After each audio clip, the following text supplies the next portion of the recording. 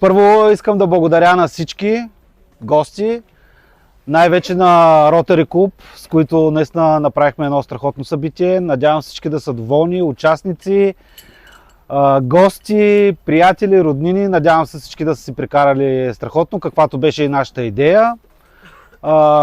Също така искам да благодаря на всички участници, защото наистина положиха огромни усилия. Искам да благодаря специално на Ванката Панделиев, без който този турнир нямаше да се проведе в този формат. Разбира се, на Станко, който също свърши огромна работа за всичкото това, което се случи. Сега ще почнем с награждаването в категория любители, където имахме близо 80 участници, страхотни матчове, огромна интрига, където до полуфиналите и до финала достигнаха наистина много качествени тенисисти и страхотни хора, за което им благодаря, че присъстват тук и са сред нас. На трето място Енчо Нинов и Венци Изевков.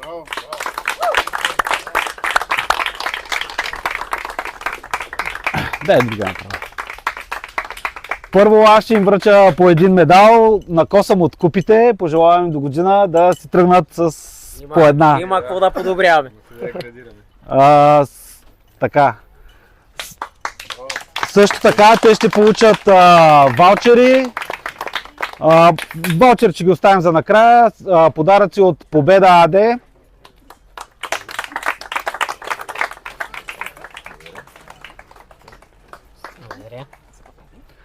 Подаръци от Instinct Insurance. Пак казвам, може би това е един от малкото турнири в България, в който всички играчи бяха застраховани за контузия и каквато и да е злополука.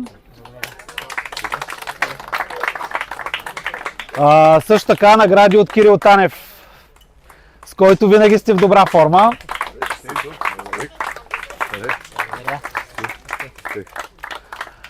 Не на последно място, един сайт, който аз много обичам, не само защото аз съм го правил, но и защото продават страхотни неща. Мокуш БГ даряват козметични продукти. Имаш намеса. Да, имам намеса. Благодаря.